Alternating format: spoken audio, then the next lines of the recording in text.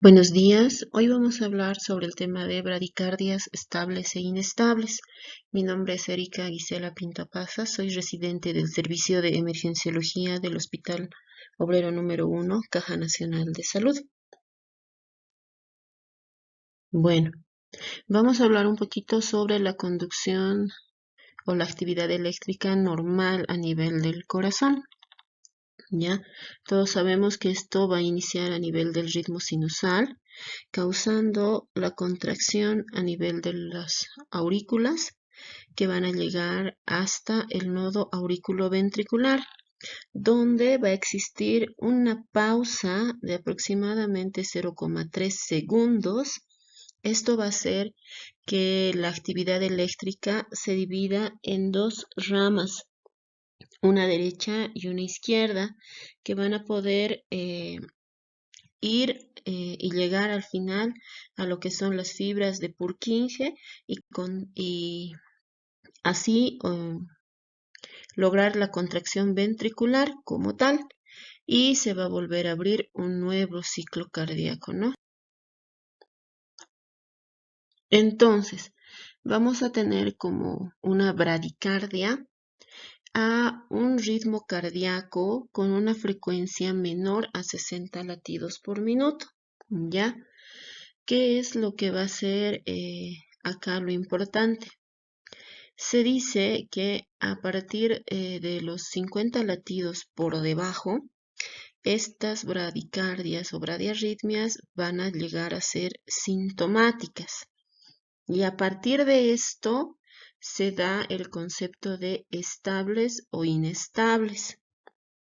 Esto tiene que ver mucho con lo que va a ser la signosintomatología de cada paciente, ¿ya?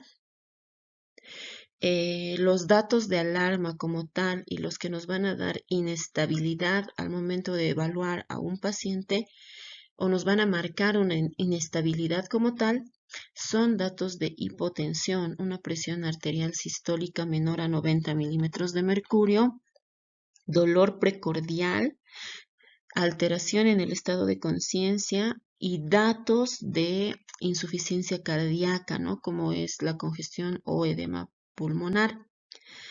Y si a esto se añade el síncope, son datos de inestabilidad hemodinámica y el tratamiento debería de ser inmediato.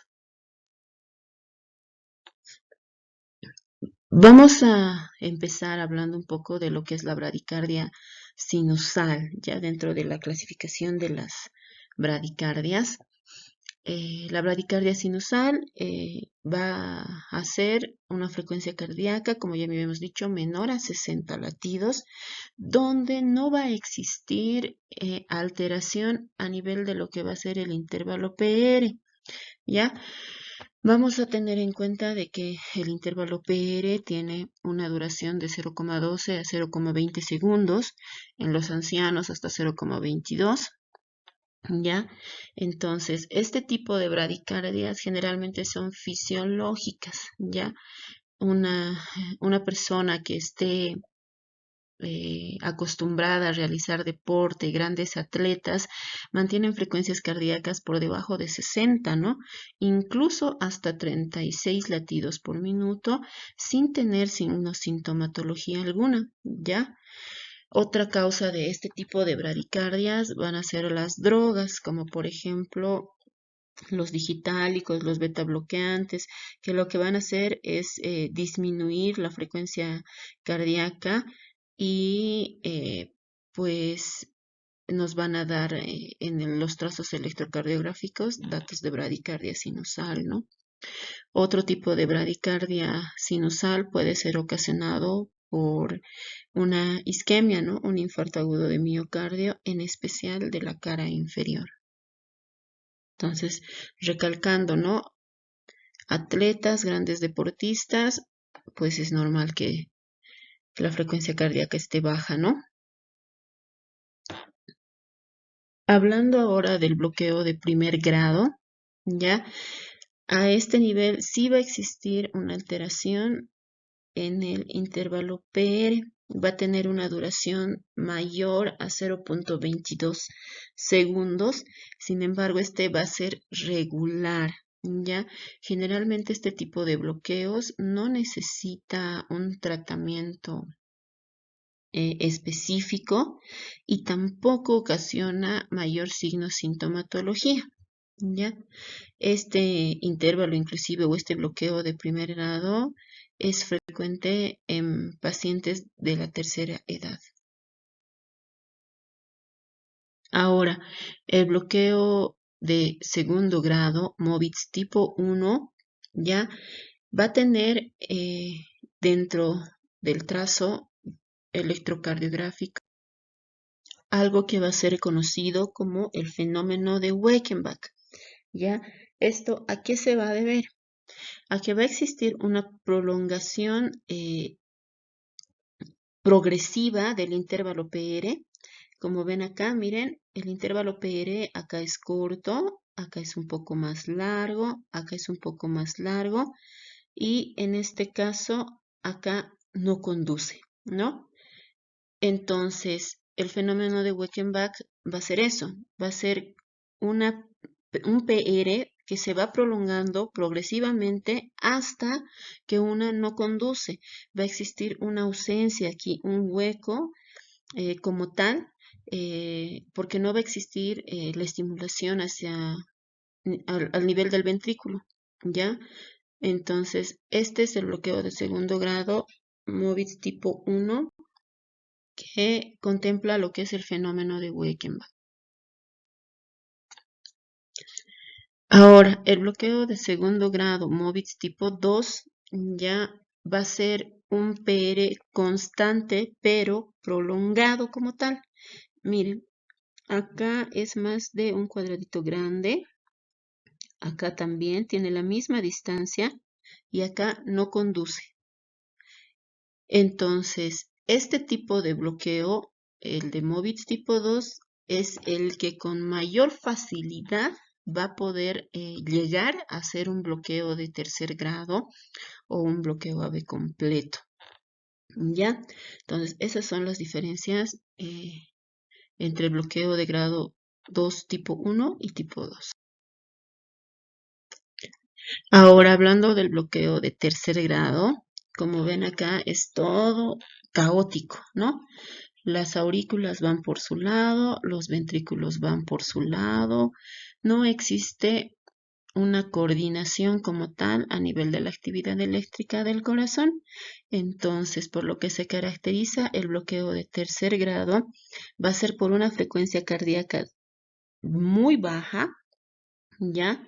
Y con una disociación completa de lo que va a ser a nivel auricular y ventricular. Miren, otra característica importante del bloqueo de tercer grado es que los complejos QRS tienden a ser un poco más anchos de los que ya habíamos visto con anterioridad, porque van a llegar a ser ya ritmos de escape prácticamente. O sea, no va a llegar el impulso de la aurícula para que despolarice, perdón, el ventrículo. Entonces, estos van a ser ritmos de escape. Al no existir un estímulo a nivel del ventrículo, este va a lanzar por sí solo el nodo auriculoventricular un nuevo latido. Entonces, este bloqueo generalmente sí nos va a dar síntomas, ¿ya? Bueno, con todo lo que ya habíamos hablado, vamos a repasar un poquito y vamos a poner electrocardiogramas para que se les quede y podamos reconocer los diferentes tipos de bradicardias. Cabe recalcarles que, como les había explicado, el bloqueo de segundo grado MOVITS tipo 2 y el bloqueo de tercer grado son los que tienden a recibir tratamiento inmediato y oportuno porque son los que nos van a dar signos sintomatología y como habíamos dicho a un inicio, esto nos va a marcar inestabilidad hemodinámica como tal.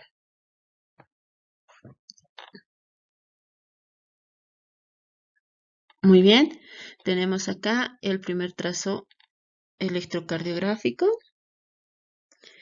donde podemos ver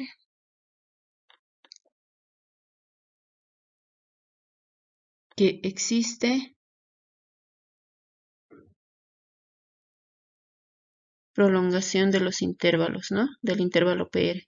Acá está más corto, acá está un poquito más prolongado, acá más prolongado, y acá hay una P solita, ¿no? Ya no tiene su complejo QRS. Entonces, esto va a ser un bloqueo de segundo grado, MOVIT tipo 1. Muy bien. En el segundo electrocardiograma que tenemos abajo, pues, a ver,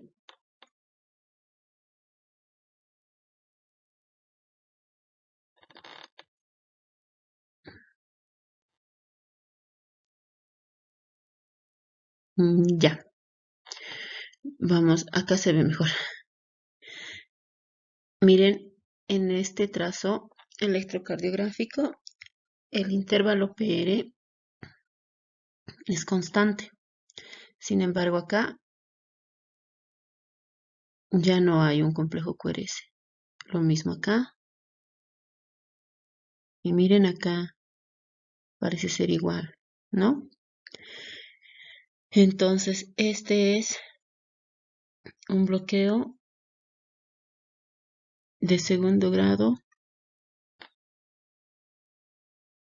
No, no ve. Es un bloqueo de tercer grado. Miren, las ondas PES. Las aurículas conducen por su lado. Los complejos QRS por su lado. Entonces es un bloqueo de tercer grado. Acá sí, es un bloqueo de segundo grado MOVIT tipo 2. Sin embargo, como les dije, esto tiende con facilidad a convertirse en uno de tercer grado. Porque acá miren, ya hay ondas PES más frecuentes que no conducen, como uno no ve, uno conduce, uno no conduce, uno conduce, uno no conduce.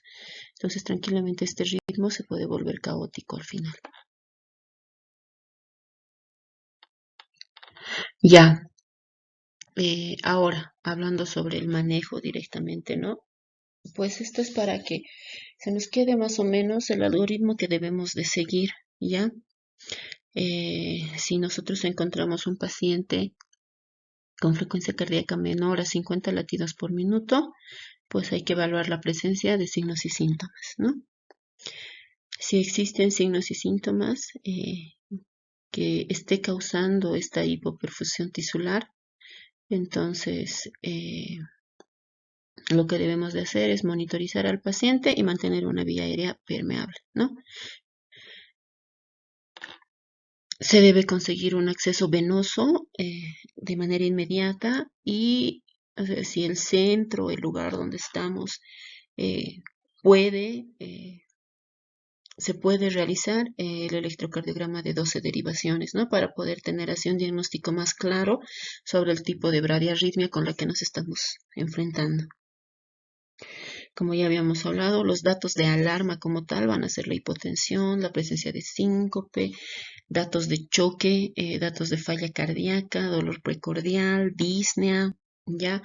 Y nuestro manejo va a estar asociado prácticamente a 3 fármacos: la atropina, la dopamina y la epinefrina. Tomando en cuenta que la atropina nos va a ayudar ante una bradicardia sintomática donde los complejos QRS no se vean anchos, ¿ya? Porque de ser así, la atropina poco o nada nos va a ayudar, pero sirve como maniobra de rescate hasta poder iniciar una infusión de, de alguna amina, como en este caso la dopamina o la adrenalina o epinefrina, ¿ya? La atropina, la dosis a usar es de 0,5 miligramos, podemos usar cada 3 a 5 minutos, repetir la dosis hasta un máximo de 3 miligramos, ¿no? Pues a esto, miren, 3 a 5 minutos ya podemos tener preparada la infusión de dopa o de adrenalina, ¿no? Entonces, no se ven necesarias más de 2 o 3 dosis de atropina, ¿ya? En el caso de la dopamina, la infusión se realiza de 2 a 20 microgramos kilogramo minuto y de la epinefrina de 2 a 10 microgramos kilogramo minuto también. Estas son como medidas por un tiempo, por medidas hasta lograr conseguir un marcapaso transcutáneo, ¿no? O un marcapaso temporal. Entonces, si el lugar donde nosotros nos encontramos cuenta con hemodinamia o el servicio de terapia intensiva o tal vez en algún centro de emergencias, ¿no? Lo ideal sería contar con este tipo de marcapasos.